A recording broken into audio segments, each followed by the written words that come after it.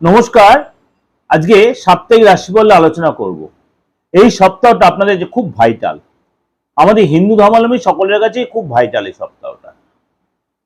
এই সপ্তাহটা প্রথমেই বলি, নববর্ষ, বাংলা নববর্ষ 1433 সালে নতুন নববর্ষ শুরু হচ্ছে।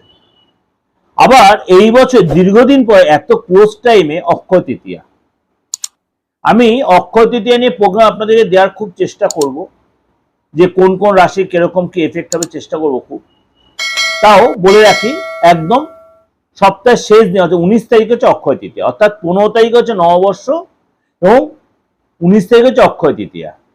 দুটো দিনই কিন্তু আমাদের হালখাতা হয়, কেন এখন এই কম্পিউটার যুগে, এই মিডিয়ার যুগে অনেক হয়তো নতুন খাতা বানায়, তাও নতুন খাতাটা কিন্তু অনেকেই কেনেন। কিন্তু এই সপ্তাহ কিছু গ্রহ রাশি তার নক্ষত্র চেঞ্জ হবে, আবার রাশিও পরিবর্তন হবে। অবশ্যই প্রোগ্রামটা আমি কন্টিনিউ করব। তার আগে দুটো কথা আপনাদের বলে রাখি। অনেকেই হোয়াটসঅ্যাপে বা আমার কমেন্ট সেকশনে জিজ্ঞেস করছেন যে আমি তন্ত্রমতে কাজ করি, কারণ আপনারা সত্যি আপনাদের একটা কনফিউশন দেখেন, আমি সবসময় তন্ত্রমতে আলোচনা কথাবার্তা বলতে চাইছি।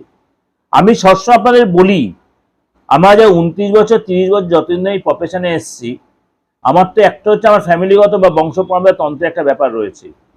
দ্বিতীয় কথা, আমি এমন লোকের শরণাপন্ন বা এমন লোকের কাছ থেকে আমি আমার জ্যোতিষ শিখেছি, অ্যাস্ট্রোলজি শিখেছি বা তন্ত্র শিখেছি, সেটা আমার মানে জীবনের চরম সৌভাগ্য যাকে বলতে পারে।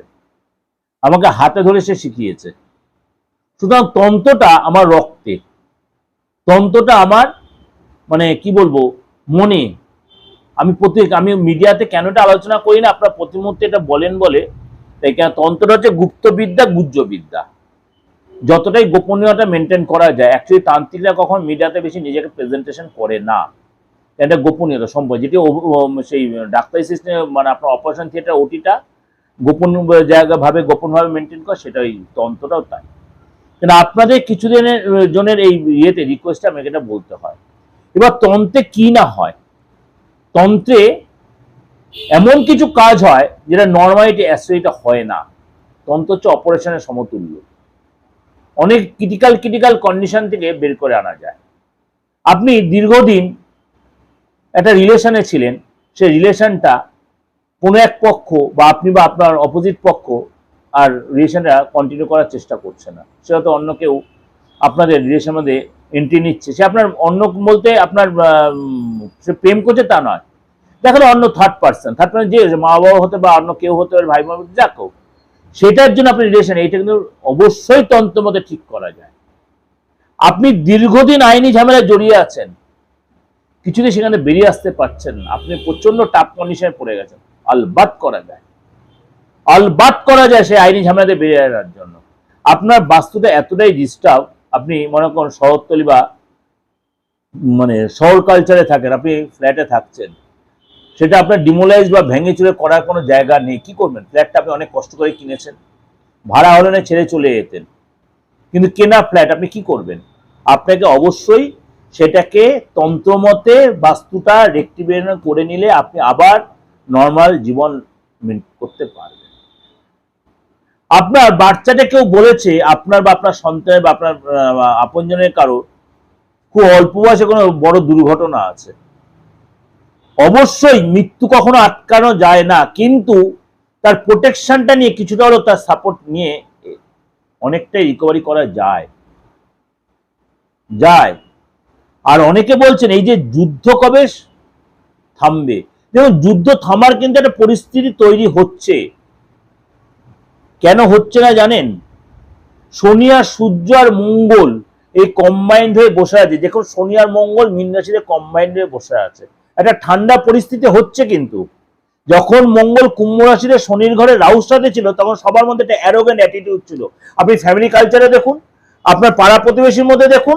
আবার এখন মঙ্গল যেহেতু মীন রাশি জলরাশি, মঙ্গল কেন অগ্নিকারক গ্রহ, মঙ্গল হচ্ছে ক্রূর গ্রহ, মঙ্গল সবসময় একটা নেগেটিভ চিন্তা ভাবনা করায়। কিন্তু মঙ্গল যেই জলরাশিতে পড়ে গেল, আগুনের মধ্যে জল দিলে কি ঠান্ডা হয়ে যায়। সেখানে শনি বসায়, শনিও ক্রূর গ্রহ, কিন্তু শনিকে শান্ত করতে হলে আপনাকে সেরম ভাবে ডিপ্লোম্যাটিক হতে হবে। এবার সেখানে রবিও বসে আছে, কখন ঠান্ডা হবে জানেন?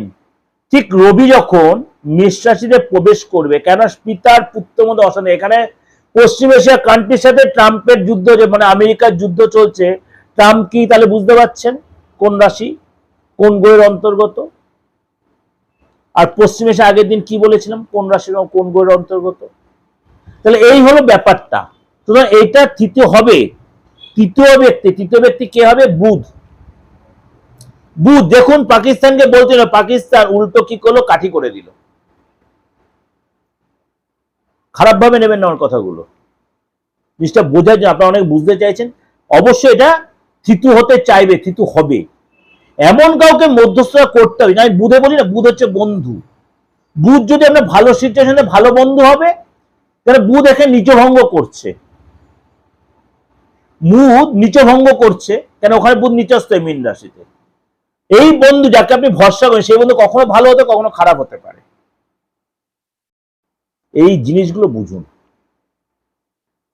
তাহলে এই যে আলোচনাটা করলে বেশ ভালো লাগলো। এবার বলবো, আলোচনা করব যে সারাটা সপ্তাহ গ্রহ রাশির সিচুয়েশনটা কেমন হবে। প্রথমেই বলি 13 তারিখ থেকে 19 তারিখ, এই যে কন্টিনিউ 7 দিন কি কি গ্রহ তার সিচুয়েশন চেঞ্জ করবে। প্রথমেই বলি 13ই এপ্রিল। 13ই এপ্রিল বুধ উত্তর ভাদ্রপদ নক্ষত্রে প্রবেশ করবে, মীন রাশিতে থেকেই 13 এপ্রিল উত্তর ভাদ্রপদ নক্ষত্রে প্রবেশ করবে। 14ই এপ্রিল সূর্য মেষ রাশিতে প্রবেশ করবে, সেদিনকার পয়লা বৈশাখ। 16ই এপ্রিল শুক্র কৃত্তিকা নক্ষত্রে প্রবেশ করবে, কৃত্তিকা হচ্ছে রবির নক্ষত্র। 17 তারিখ শনি আবার উত্তর ভাদ্রপদ নক্ষত্রে, বুধ আর শনি উত্তর ভাদ্রপদ নক্ষত্রেই, শনি উত্তর ভাদ্রপদ নক্ষত্রেই আছে, তার 4th স্টেজে যাবে। ক্লিয়ার?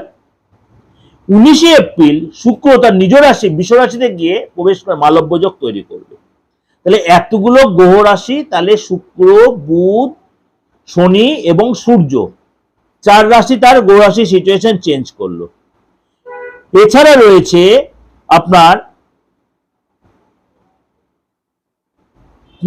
মানে সিংহ রাশিতে রয়েছে আপনার কেতু, শনি রয়েছে আপনার মীন রাশিতে, রাহু রয়েছে কুম্ভ রাশিতে, আর চন্দ্র সারাটা সপ্তাহ 3টে রাশি প্রদক্ষিণ করে। কোথায় কোথায়? কুম্ভ, মীন আর মেষ। ক্লিয়ার? তাহলে পুরো গ্রহ রাশি কমপ্লিট হয়ে গেল কনসেপ্টটা। এবার আলোচনা করব সারাটা সপ্তাহ আপনার জন্য কি অপেক্ষা করে আছে। চলুন তাহলে আলোচনা করি। এবার বলি এই সপ্তাহটা আপনার, মনে করেন শরীর স্বাস্থ্য, মনে করেন আপনার আর্থিক জায়গাটা, মনে করেন আপনার ফ্যামিলি লাইফটা, বা আপনার কেরিয়ারের ক্ষেত্রটা, সবটাই ছোট ছোট করে আপনাদের আলোচনা করব। তাহলে চলুন আলোচনা করে নি আপনার রাশি এই সপ্তাহটা কি বলছে। মীন রাশি। মীন রাশি প্রথমে বলি আপনার শরীর স্বাস্থ্যের জায়গাটা।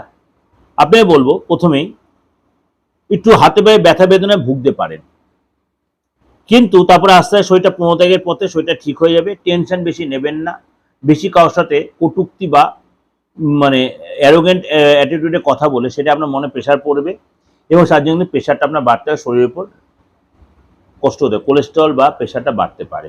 সেগুলো কন্ট্রোল রাখলে ওভারঅল কিন্তু শরীর স্বাস্থ্য ঠিকই থাকবে, ওভারঅল শরীর স্বাস্থ্য কিন্তু ঠিকই থাকবে। আর্থিক জায়গাটা বলি, আর্থিক জায়গাটা কিন্তু আপনার আগের চেয়ে বেটার হবে, কিন্তু আপনার গুরুত্বপূর্ণ ডিসিশন সাবধানে নেবেন, এবং আপনার সাবকনসিয়াস মাইন্ড কি বলছে অবশ্যই এটা শোনার চেষ্টা করবেন। আপনার কেউ আপনাকে হেল্প করবে, কিন্তু কেন হেল্প করছে অবশ্যই যাচাই করে নেবেন, পরে কোনো চাপ সৃষ্টি হবে না, তো এটা একটু দেখে নেবেন। এবং আপনার প্রপার্টি থেকে কোনো লাভ আসতে পারে, হঠাৎ কোনো যোগাযোগ, হঠাৎ কোনো ডিল হতে পারে। ফ্যামিলির সাথে সময় কাটাবেন, ঘুরতে যাবেন বা তীর্থে যাবেন বা কেনাকাটি করবেন, বেশ একটা সুন্দর মুহূর্ত এই সপ্তাহটা কাটাবেন। যদি সন্তান থেকে থাকে, সন্তানের কিন্তু এই সময় পড়াশোনায় মন লাগবে, এবং সেটা 15 তারিখের পরে, সন্তান 15 তারিখের থেকে 19 তারিখ পর্যন্ত জায়গাটা ভালো দেখা যাচ্ছে।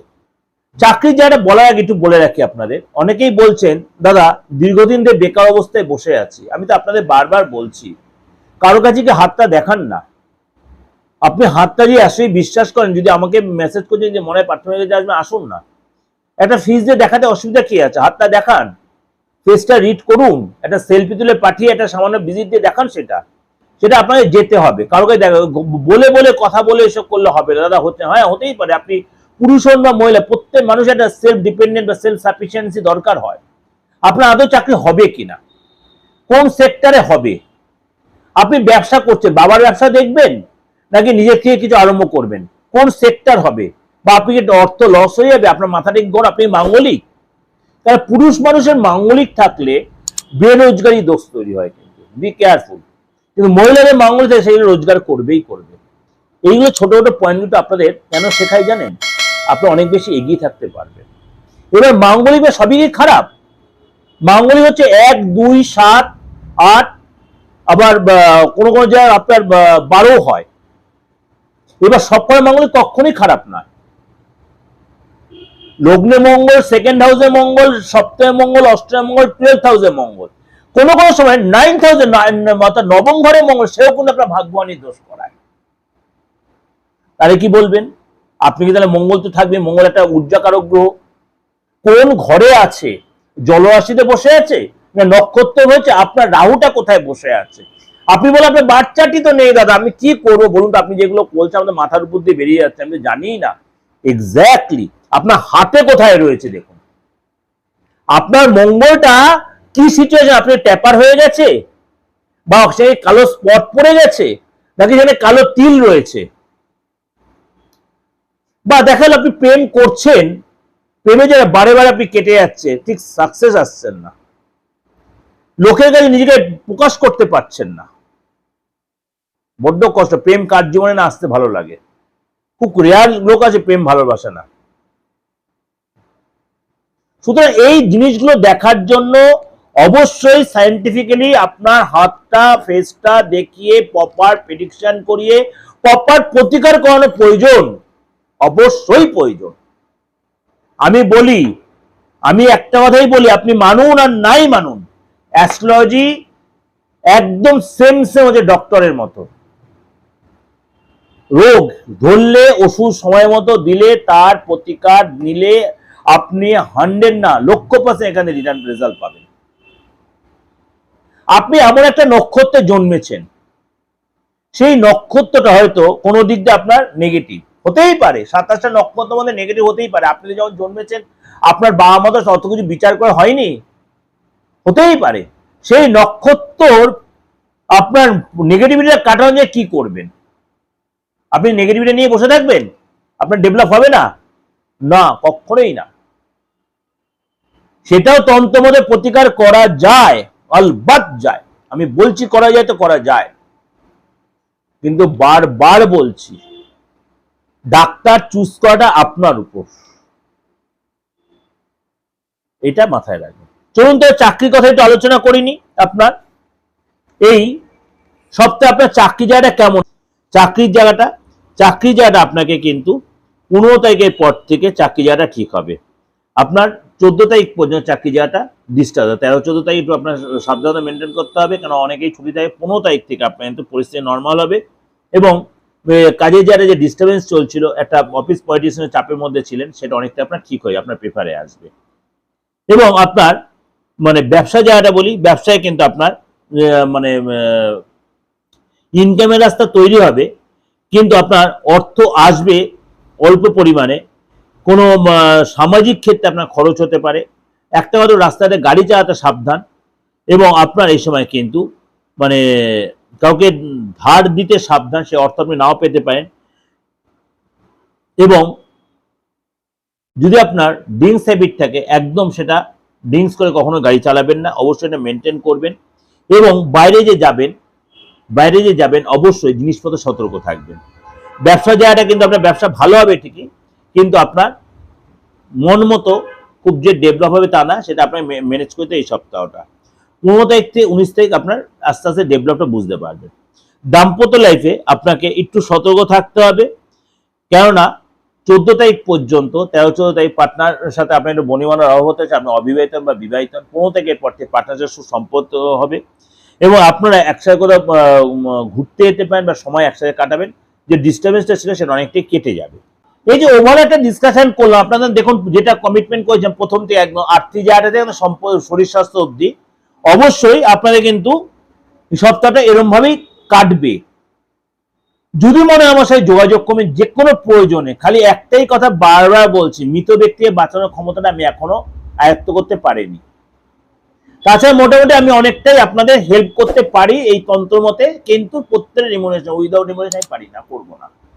আপনি অনলাইনে করুন, অফলাইনে করুন, দেশে হোক বিদেশে হোক, যে ধর্মের হোক, যে বয়সের হোক, যে পুরুষ হন মহিলা হন, আমার কোনো অসুবিধা নেই, আপনি যে কেউ আসতে পারেন, যে কোনো ধর্মে, যে কোনো, আমার এসব কোনো প্রেজুডিস নেই, আমি সবার জন্য আছি।